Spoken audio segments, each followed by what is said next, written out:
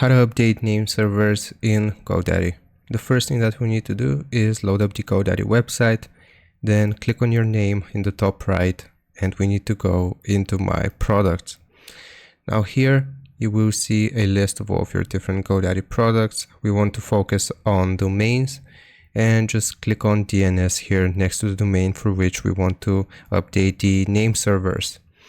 Now right here in the DNS records, in the third slot, we should see name servers. Just select this option and it's going to show us that we're currently using the default name servers. So if we want to update them, we'll just click on change name servers.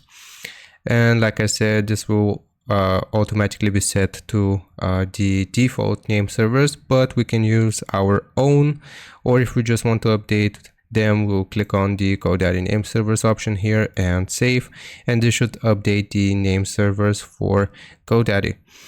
I hope this helps you out. Leave a like and sub, and I'll see you next time.